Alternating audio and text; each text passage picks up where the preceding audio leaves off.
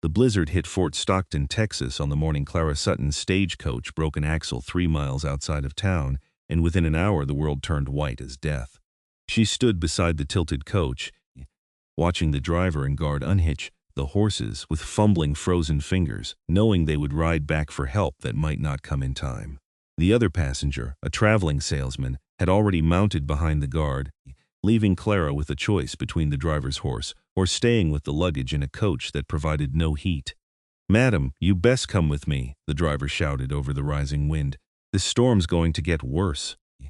Clara looked at the white wall descending from the north, felt the temperature dropping by the minute, and made her decision. She had just opened her mouth to agree when a figure emerged from the snow like something from a fever dream, leading a massive bay horse, a pack horse trailing behind. The man stood well over 6 feet, shoulders broad enough to block the wind, wearing a bearskin coat that made him look even larger. Dark hair fell past his shoulders, plastered to his face by the wet snow, and his jaw was covered in several days of dark beard. But his eyes were what caught her, pale blue and sharp as January ice. "You folks need to get moving," he called out, his voice deep and carrying despite the wind. "This is a real storm, not just a squall. You will not make town before it hits full force." "We are trying, friend," the driver said. Axley snapped. "We are heading back for help." The stranger's eyes swept over them, counting, assessing, then landed on Clara. "You are taking the woman?" "She is riding with me." The big man shook his head. "Your horses are already tired, and you have 2 men riding them hard through a blizzard. Add her weight and you might not make it." He stepped closer to Clara, studying her with an intensity that should have frightened her but somehow did not. "I have a cabin about a mile east, stocked for winter. You will be safe there until the storm passes." Clara's heart hammered. Go with 3 men she barely knew back toward town through a killing storm, or trust a stranger who looked like he wrestled bears for sport. The wind made the decision for her, gusting so hard she staggered. The mountain man caught her elbow, steadying her with a grip that was firm but careful. "I will keep you safe," he said, and something in his voice made her believe him. The driver looked relieved not to have another passenger. They transferred Clara's trunk and carpetbag to the stranger's pack horse, and within minutes the stagecoach crew was gone, swallowed by the white.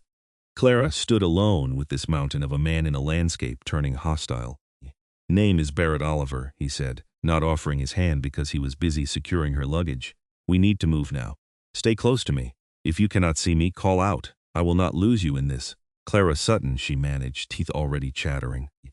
She had dressed for Texas weather, not this freak blizzard that the locals would talk about for decades. Her wool traveling dress and cape were inadequate against the cold that bit through to her bones. Barrett's eyes swept over her clothing and he frowned. Without a word, he unbuttoned his bearskin coat and swung it around her shoulders over her cape. The garment was huge, still warm from his body, and smelled of wood smoke and pine and something essentially male. Clara started to protest, but he cut her off. "I have another coat on under this and I am used to cold. You are not. Put your arms through the sleeves." His tone brooked no argument. When she complied, he buttoned it up to her chin, the fur collar swallowing her face. Then he pulled a wool scarf from his saddlebag and wrapped it around her head and lower face. "Better, let us go." He took the reins of both horses and started walking, not mounting. Clara realized he was breaking trail for the animals, using his body as a windbreak. She followed in his wake, already warmer in his coat but struggling with the heavy fur and the deepening snow. They had not gone a quarter-mile before she stumbled. Barrett turned instantly, caught her before she fell. "The cabin is just over that rise," he said, pointing to a white blur that might have been a hill. "Can you make it?" "Yes," Clara said, though she was not certain. But she would try because this man was out here in just his wool coat because he had given her his warmth, and she would not be the reason he froze. It was the longest mile Clara had ever walked. The wind screamed around them, driving snow into every gap in her clothing despite Barrett's coat. Her feet went numb in her boots. Her lungs ached from breathing frozen air, but Barrett's broad back stayed in front of her, solid and unwavering, and every few steps he looked back to make sure she was still there. Once she fell and he was beside her in an instant, lifting her bodily to her feet with hands that could have broken her, but held her like she was something precious. When the cabin finally emerged from the white, Clara wanted to weep with relief. It was small but solid, built of thick logs chinked with mud, the roof heavy with snow. A lean-to stable was attached to one side. Barrett led the horses there first, getting them out of the wind and starting to unsaddle them with quick, efficient movements. "Go inside," he told Clara. "Door is unlatched. Get the fire going. Kindling is in the box beside the hearth, matches on the mantel. I will be in as soon as the horses are settled." Clara's fingers were so cold she could barely grip the door handle, but she managed. The cabin was dim but blessedly out of the wind. It was a single room, maybe 15 feet by 20, with a stone fireplace taking up most of one wall, a narrow bed in one corner, a table with 2 chairs, shelves heavy with supplies, and a small cookstove. Everything was neat, organized, the home of a man who lived alone but lived deliberately. She found the kindling where he said, found the matches, and managed to get a small fire started despite her shaking hands. By the time Barrett came in, stomping snow off his boots, carrying her trunk on one shoulder and her carpet bag in the other hand as if they weighed nothing, flames were beginning to catch on the larger pieces of wood she had added. "Good," he said, setting her luggage against the wall. Then he looked at her, really looked, and his expression shifted to concern. "You are frozen through. Come here by the fire." He guided her to the hearth, pulled off the scarf and his bearskin coat, then knelt and started unlacing her boots. Clara made a sound of protest, but he ignored her. "Your feet are wet," he said. "You will lose toes if we do not warm them properly. Do not argue with me about this." So Clara sat and let this stranger remove her boots and stockings, too cold and exhausted to maintain propriety. Her feet were pale and senseless. Barrett wrapped them in a dry wool blanket he pulled from a chest, then built the fire higher. He moved around the cabin with quiet competence, filling a kettle from a barrel of water and setting it on the cookstove to heat, pulling out supplies, lighting 2 oil lamps against the growing darkness outside. "How bad is the storm?" Clara asked when feelings started returning to her extremities in painful prickles. Barrett looked toward the window, where snow was already building against the glass. "Bad. Worst I have seen in 5 years in these parts. We might be here a few days. Maybe a week, maybe more." He met her eyes. "I know this is not what you planned, Miss Sutton, but you are safe here. I have supplies for a winter. We will not starve or freeze. And you have my word that I will treat you with respect." The way he said it, formal and serious, made Clara's throat tight. She was trapped in a one-room cabin with a man she had met an hour ago, a man who could overpower her without effort, and yet she believed him. There was something in his eyes, in the careful way he moved around her, that spoke of honor. "Thank you," she said quietly, "for not leaving me out there." Barrett's expression softened slightly. "Could not live with myself if I had. Are you hungry?" She realized she was starving. Breakfast had been at dawn in a coaching inn, and it was now past midday. "Yes," he nodded and started pulling out food. Salt pork, beans, cornmeal, dried apples. Within 20 minutes he had a pot of beans simmering on the cookstove and was frying slabs of pork in a cast-iron skillet. The smells made Clara's stomach growl audibly. Barrett glanced at her and almost smiled, just a slight upturn at the corner of his mouth. "Water is hot," he said. "There is tea in the tin on the second shelf if you want it." Clara made tea for both of them, using the simple tin cups he indicated, and when the food was ready they sat at the small table and ate. The meal was plain but hot and filling. Clara had been raised in Baltimore society, where meals were elaborate productions with multiple courses and strict etiquette, but she had never tasted anything better than those beans and pork eaten in a mountain cabin while a blizzard raged outside. "What brought you to Texas?" Barrett asked after they had eaten in silence for a while. "I was going to Fort Stockton to be a school teacher," Clara said. "The town sent for me. They need someone educated to teach the children, long way from home. My parents died last year. Yellow fever. I had no reason to stay in Baltimore." She did not mention the aunt who had taken her in and made her feel like an unwanted burden, or the man her aunt had tried to push her toward marrying. A widower 30 years older who wanted a cheap governess for his 6 children more than a wife. Teaching in Texas had seemed like an escape to freedom. Barrett nodded, understanding in his eyes. "Sorry about your parents, thank you. What about you? How did you end up in a cabin in the middle of nowhere?" He was quiet for a long moment, staring into his cup. "I was a scout for the army for a while. After that ended, I tried going back east, to civilization. It did not fit anymore. Too many people, too much noise, too many rules that did not make sense. Out here, life is simple. You work, you survive, you are free. Do you trap?" Clara asked, thinking of the fur trade she had read about. "Some. Mostly I hunt, take meat and hides to Fort Stockton to trade for supplies. Do some guiding when people need to cross the mountains. It is enough. Are you not lonely?" Barrett looked at her then, his pale blue eyes intense. "Sometimes. But loneliness is better than being surrounded by people and still feeling alone. Clara understood that more than she wanted to admit. She had been lonely in her aunt's house, lonely in the Baltimore society that had seemed hollow and false after her parents' deaths. Maybe that was why she had agreed to come west, to find something real. The wind picked up outside, howling around the cabin, and snow began to pile against the windows. Barrett stood and checked the door, testing the latch, then looked at the supplies of firewood stacked beside the hearth. "We will need more wood before this gets worse," he said. "I am going to bring in as much as I can carry. You stay by the fire." He put on his spare coat, a heavy wool affair, and went out into the storm. He made 4 trips, each time returning with an armload of firewood that he stacked neatly along the wall. By the time he finished, he was covered in snow and breathing hard. Clara had hot water ready and handed him a cup of tea as soon as he shook off his coat. "Thank you," he said, wrapping his large hands around the cup. Their fingers brushed, and Clara felt a shock of awareness that had nothing to do with the cold. She stepped back quickly, confused by her reactions. The afternoon darkened into evening. The storm intensified until the wind sounded like a living thing trying to claw its way into the cabin. Snow piled higher and higher against the walls. Barrett checked the door every hour, and by the time full darkness fell, he had to put his shoulder against it to open it at all. Snow had drifted 4 feet high against the cabin. "We are sealed in," he said, shutting the door firmly and dropping the bar across it. "Cannot get out even if we wanted to. Storm is still rising." Clara looked around the cabin, suddenly aware of how small it was, how isolated they were. 19 days, she thought.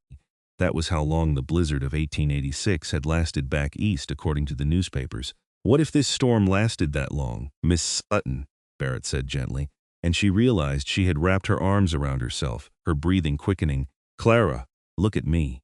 She met his eyes. "You are safe here," he said, his voice low and steady as bedrock. "I know you are trapped, I know this is frightening, but I will make sure you never feel like you are in a cage. This cabin has everything we need. We will be fine. I promise you." Something in his voice, in his eyes, calmed the panic rising in her chest. She took a breath, then another. "Okay," he echoed. Then he looked at the single bed in the corner, and Clara followed his gaze, her cheeks heating. "You will take the bed. I will sleep on the floor by the fire." "I cannot take your bed," Clara protested. "You can and you will," Barrett said firmly. "I have slept on the ground more times than I can count. I will be comfortable, but you need proper rest." He pulled blankets and furs from the chest, making himself a pallet on the floor that actually looked quite comfortable. Then he turned his back while Clara changed into her nightgown behind a blanket he hung across the corner for her privacy. When she was decent, tucked into his bed, which smelled of him in a way that was far too pleasant, he checked the fire one more time and then lay down on his pallet. "Sleep well," he said, his voice already drowsy. "Call out if you need anything in the night." Clara lay in the darkness, listening to the storm rage outside, and Barrett's steady breathing a few feet away, and thought this was the strangest day of her life.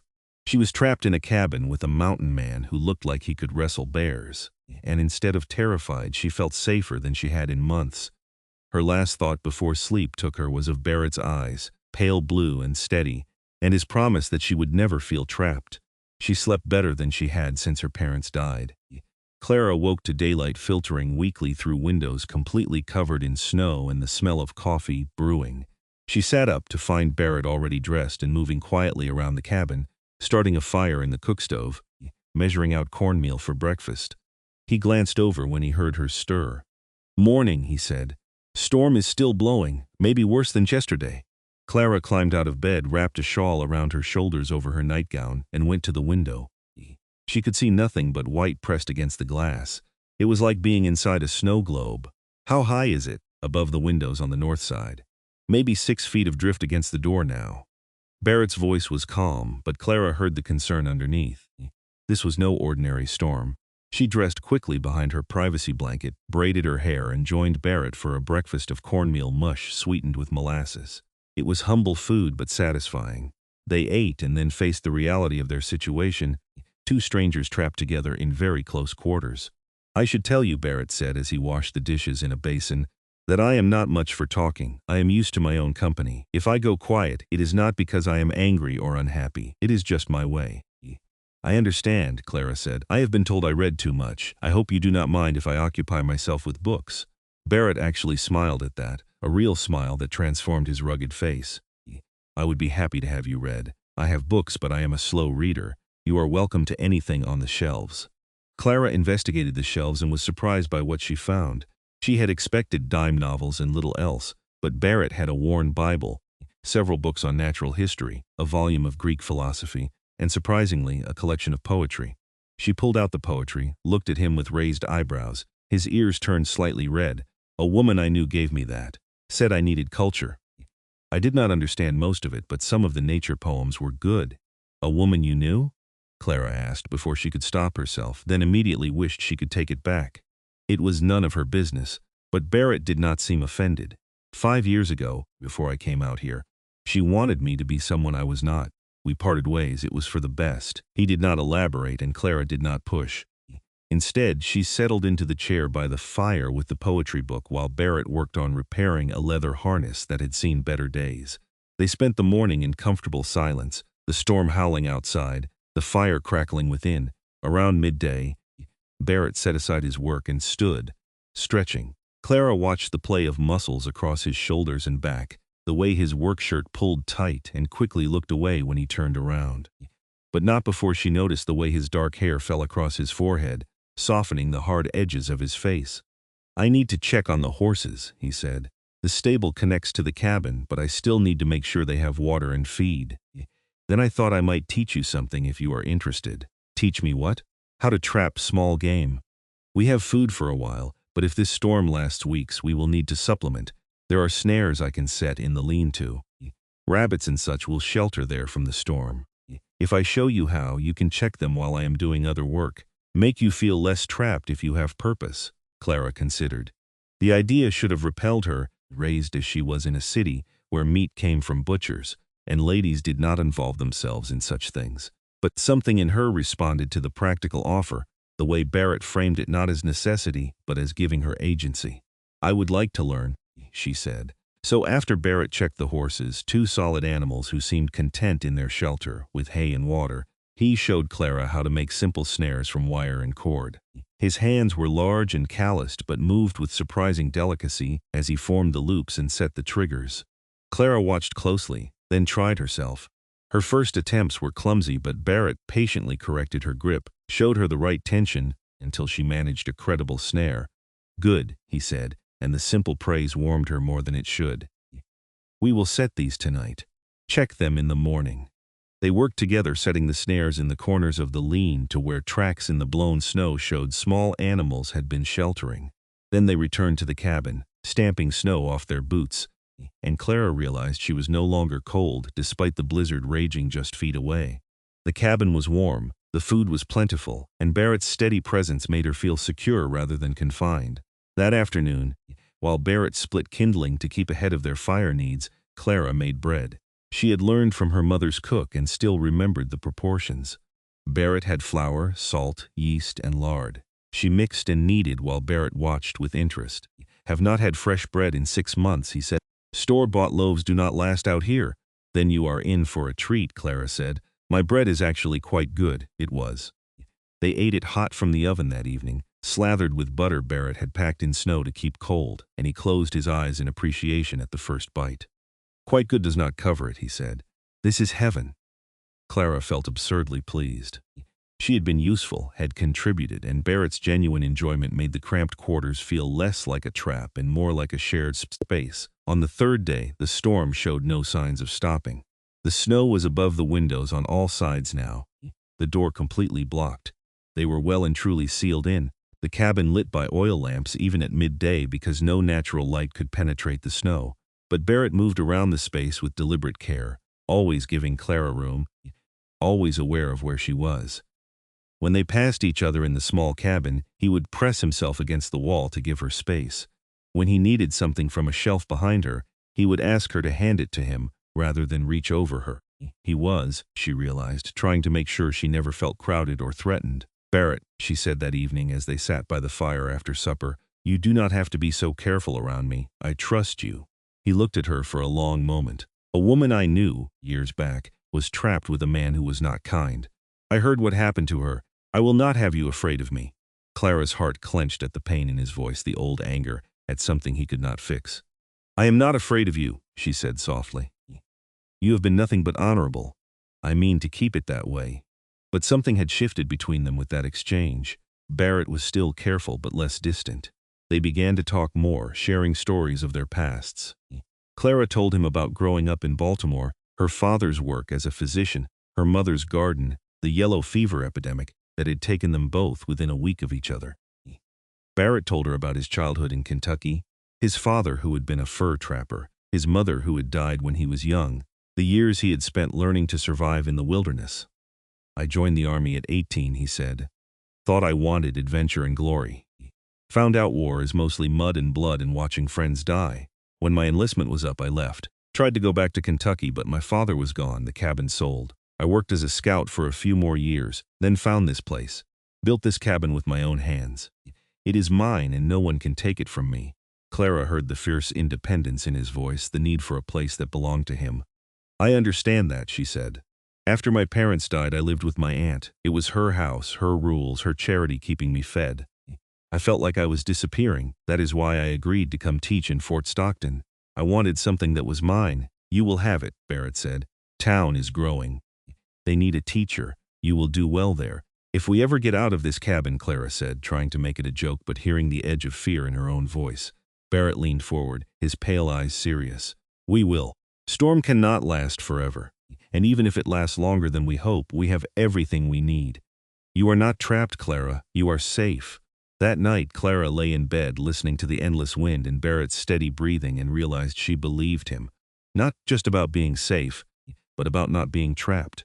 Somehow, in this tiny cabin buried in snow, she felt freer than she had in months. Maybe it was because Barrett expected nothing from her except her company. Maybe it was because there were no social rules here, no judgment, just two people surviving together. Or maybe it was because when Barrett looked at her, she felt seen in a way she had not since her parents died. By the 5th day, they had fallen into a rhythm. They woke with the weak light. Barrett made coffee while Clara dressed. They cooked breakfast together, checked Clara's snares, which had caught 2 rabbits that Barrett showed her how to clean and skin without flinching at her inexperience. They read or worked on small projects during the day. Clara mended a shirt for Barrett where the seam had split. Barrett carved a new handle for a knife, the wood taking shape under his skilled hands. They cooked dinner together, talking about everything and nothing, and in the evenings they sat by the fire and shared their lives in increments. Clara learned that Barrett had a brother somewhere in California whom he had not seen in 10 years. Barrett learned that Clara had wanted to be a physician like her father, but women were not admitted to medical school. Clara learned that Barrett had killed men during the war, and it haunted him still. Barrett learned that Clara's mother had been disowned by her wealthy family for marrying a poor country doctor, and had never regretted it. They were becoming friends, Clara realized. More than that, she looked forward to each conversation, each shared meal, each small moment of laughter when Barrett's dry humor emerged, or when Clara told a story that made his eyes crinkle with amusement. She caught herself watching him when he was focused on a task, admiring the strength in his hands, the concentration on his face, the way a lock of dark hair fell across his forehead, and sometimes she caught him watching her, his expression unguarded and hungry in a way that made her breath catch. On the 7th day, Clara's restlessness got the better of her. The cabin was clean, her book finished, and she needed to move. I need to do something, she said. Can we exercise? I feel like I am going to crawl out of my skin. Barrett looked up from the saddle he was oiling. What do you have in mind? I do not know. What do you do to stay fit out here?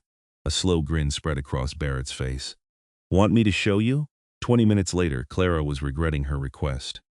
Barrett had moved the furniture aside and was leading her through a series of exercises he had learned in the army.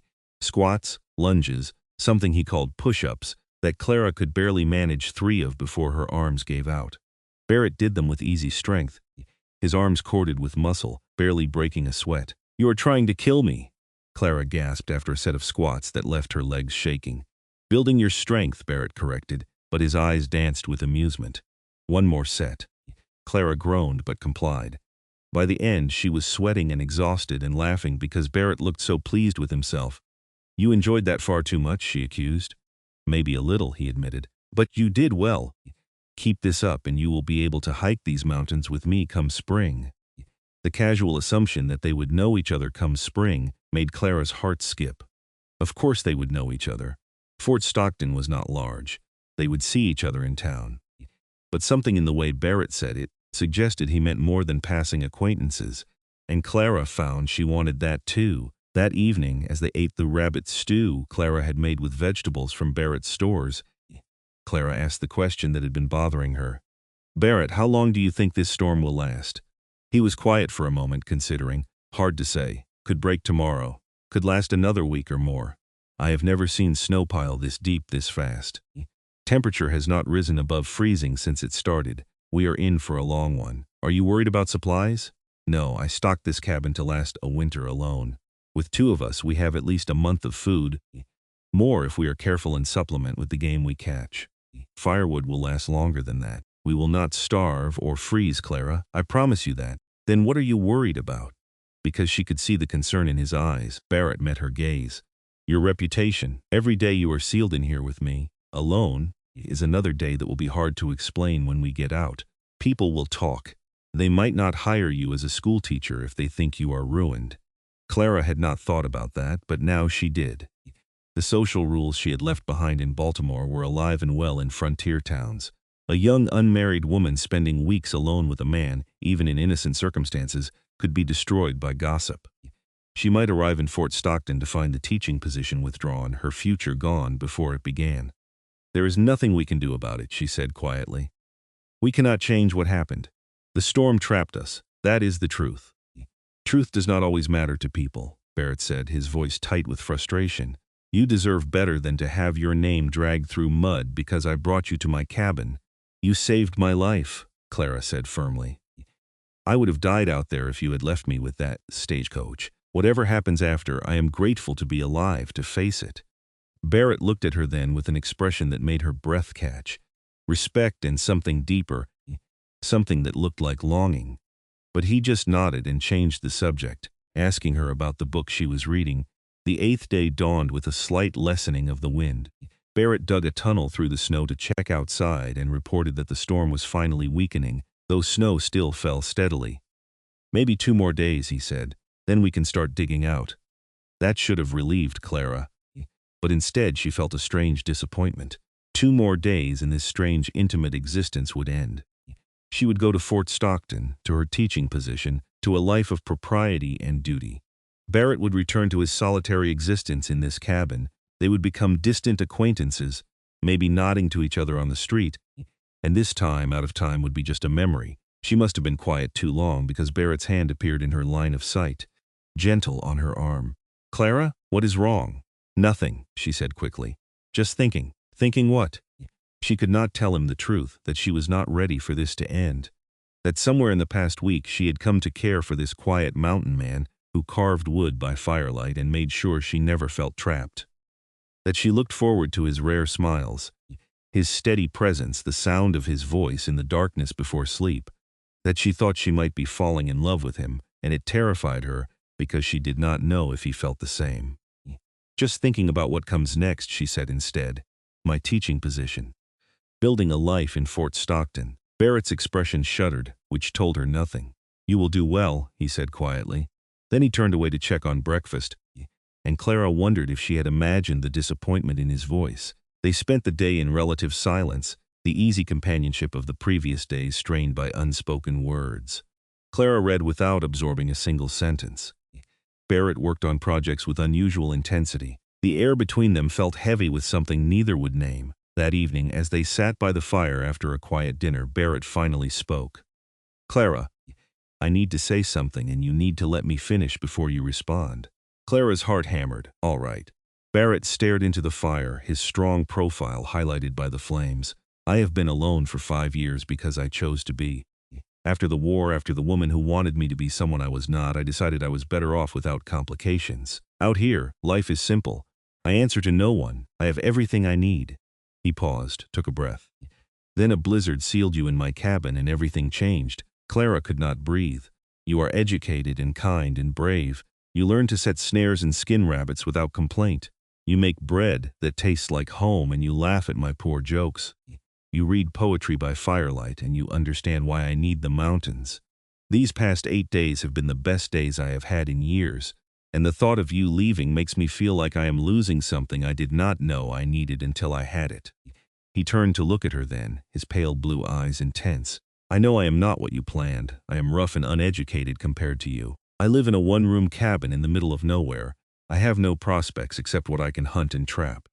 But if you could see yourself staying, if you could imagine a life out here with me, I would spend every day making sure you never regretted choosing me." Clara's eyes filled with tears. "Barrett, you do not have to answer now," he said quickly. "Think about it. See how you feel when the storm ends and we are back in civilization. But I wanted you to know, I am falling in love with you, Clara Sutton, maybe already fallen, and if you will have me, I will spend the rest of my life making you happy." Clara did not think. She just moved, crossing the small space between them, and then she was in Barrett's arms and his lips were on hers, and the world narrowed to just this moment. He kissed her like she was precious, like she was everything, his large hands cradling her face with infinite gentleness. Clara kissed him back with all the longing she had been denying for days, threading her fingers through his long hair, pressing closer. When they finally broke apart, both breathing hard, Barrett rested his forehead against hers. "Is that a yes?" "That is a yes," Clara said, laughing and crying at the same time. "I have been falling in love with you too, and I was so afraid you did not feel the same. I do not want to go to Fort Stockton without you. I do not want a life that does not have you in it. Yes, Barrett Oliver, yes to all of it."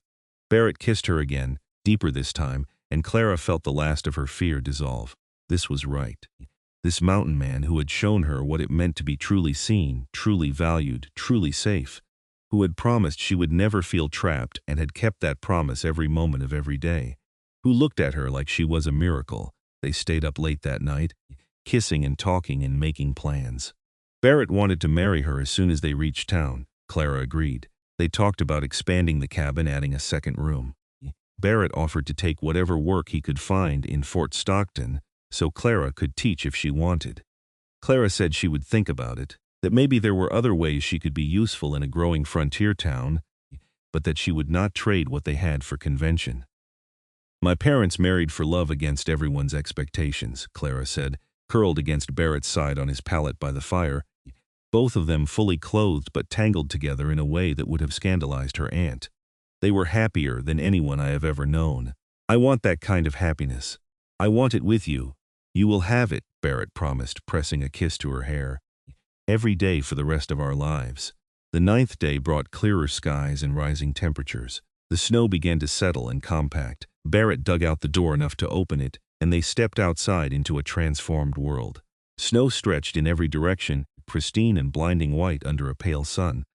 The air was bitter cold but still. The storm had passed. "We should be able to reach town in a few days," Barrett said, surveying the landscape. "Let the snow settle more, break trail, take it slow. We will make it." But there was no hurry now. They spent the next few days preparing, letting the horses rest and regain their strength, packing supplies, and stealing moments together, kisses by the fire, whispered conversations in the darkness, learning the shape of each other through layers of winter clothing. Barrett was patient and careful, never pushing, always making sure Clara felt cherished rather than pressured. Clara had never known a man could be so tender and so strong at the same time.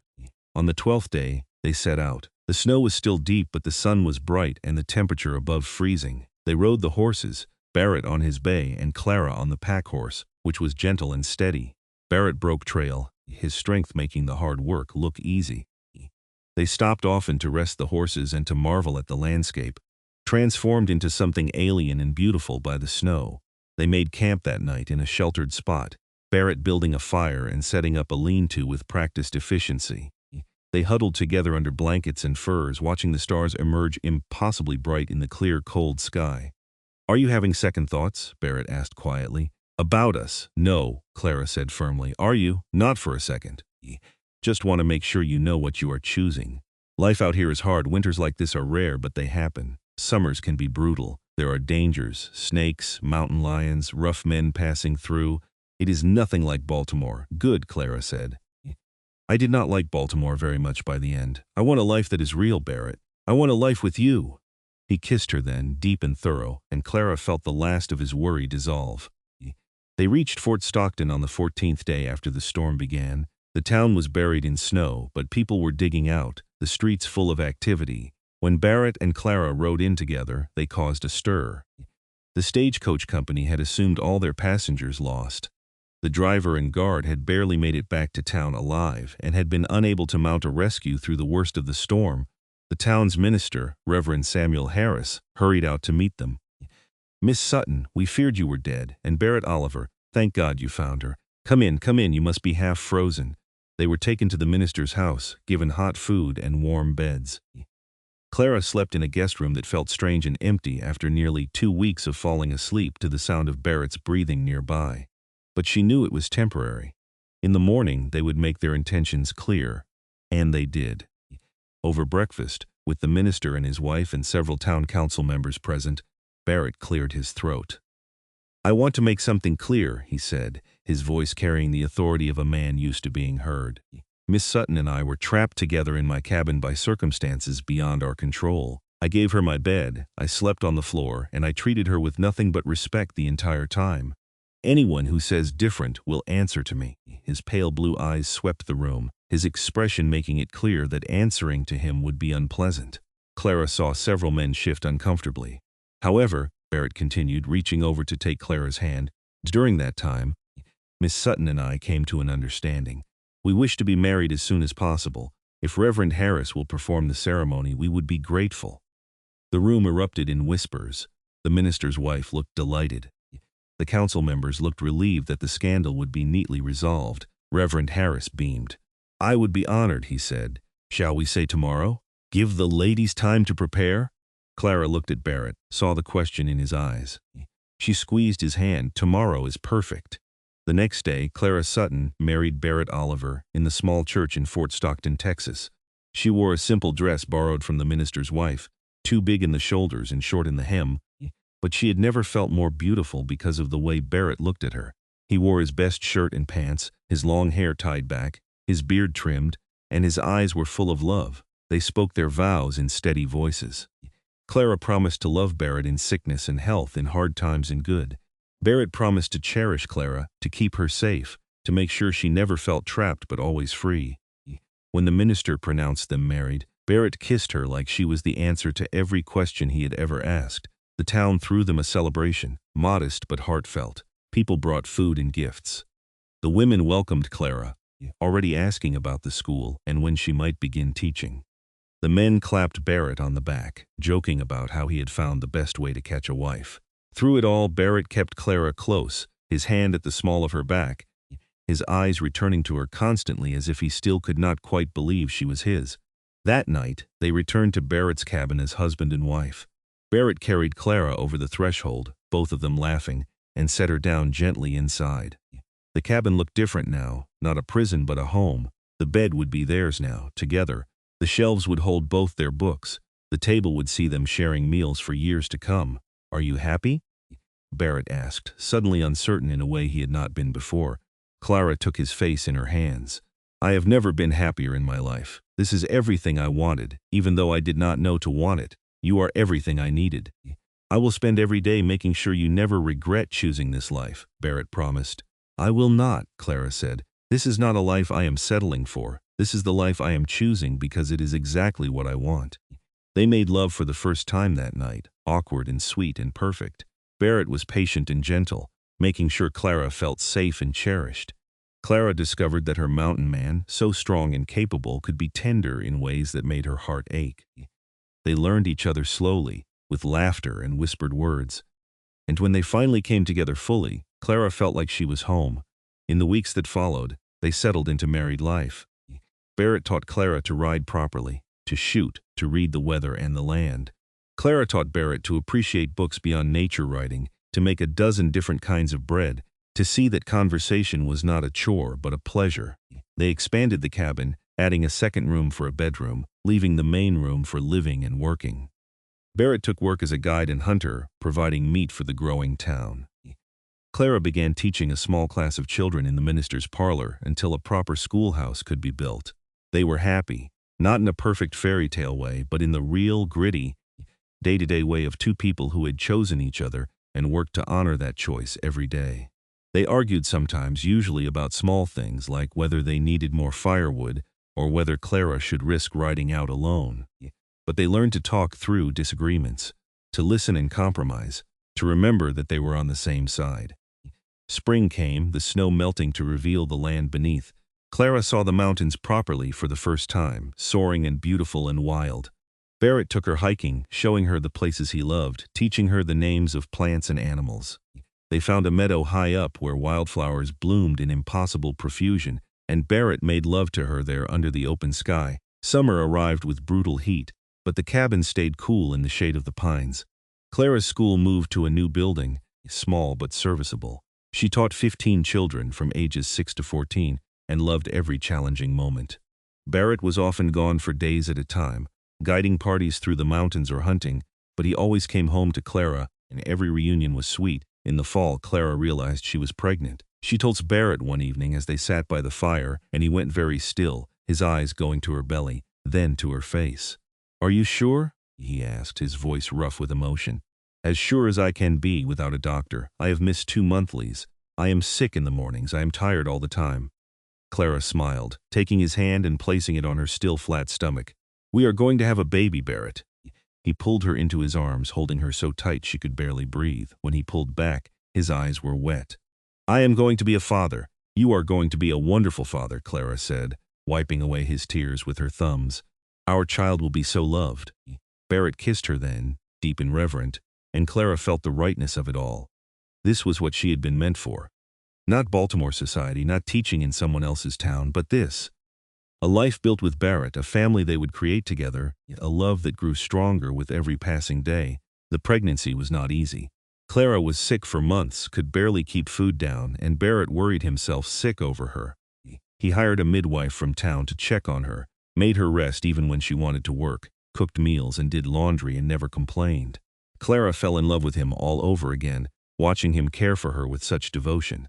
By winter, her belly was round and heavy. The baby kicked vigorously, making Barrett laugh with wonder every time he felt it.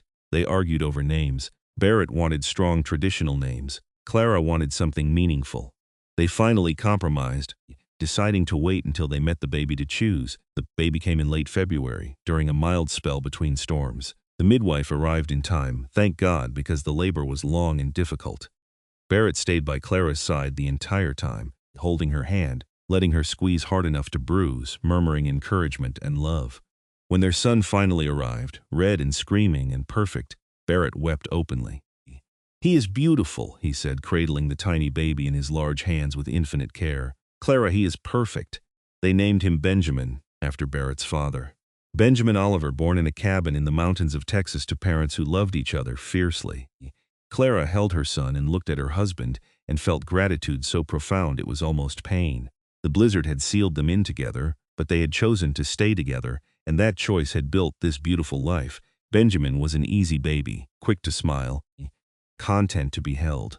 Barrett was a devoted father, wearing the baby in a sling while he worked around the cabin, singing songs his own father had taught him, already planning all the things he would teach his son. Clara watched them together and marveled at how her life had turned out. She had come west to escape and had found everything she had ever wanted. The years passed in a blur of happiness and hard work. Benjamin grew into a sturdy boy with his father's blue eyes and his mother's curiosity. Clara continued teaching, her school growing as Fort Stockton expanded. Barrett's guiding business thrived as more people came west seeking fortune and adventure. They were not wealthy, but they were comfortable. And more importantly, they were content. When Benjamin was 3, Clara became pregnant again.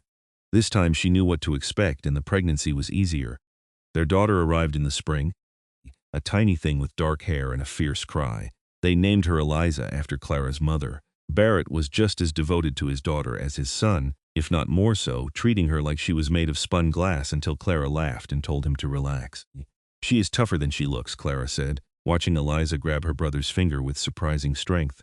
"She is ours. She will be strong." And she was. Both children thrived, growing up wild and free in the mountains, learning to ride and track and read and cipher. Barrett taught them the ways of the wilderness. Clara taught them books and history and kindness. Together, they raised children who were confident and capable and deeply loved. Barrett and Clara's love only deepened with time. They still made time for each other, stealing moments alone when the children slept, walking together in the evenings, talking about everything and nothing. They argued sometimes, louder now with the passion of years together, but they always came back to each other, always remembered what they had built. On their 10th anniversary, Barrett took Clara back to the meadow where they had first made love under the open sky. The children were with the minister's family for the night. They were alone in the mountains, just like they had been that first storm-locked time in the cabin. "Do you ever regret it?" Barrett asked as they lay together in the wildflowers, the sun warm on their faces. "Choosing this life? Choosing me?" Clara rolled over to look at him, this man who had saved her life, and then given her a life worth living. His hair was longer now, threaded with silver. There were lines around his eyes from squinting in the sun. His hands were calloused from work. He was the most beautiful thing she had ever seen. "Not for a single second," she said. "You promised me I would never feel trapped, and you kept that promise. Every day with you is a choice I make gladly. I love you, Barrett Oliver. I will always love you." He kissed her then, deep and slow, and they made love in the meadow just like they had years ago, reaffirming the bond that had been forged in a cabin sealed by snow. More years passed. Benjamin grew into a young man, tall and strong like his father, with his mother's quick mind. He left home at 18 to make his own way, though he visited often. Eliza became a teacher like her mother, taking over the school when Clara decided she had earned rest. Barrett and Clara became grandparents, marveling at the tiny babies their children brought home. They grew old together, silver-haired and slower, but still in love. Barrett's strength faded gradually, but his devotion to Clara never did.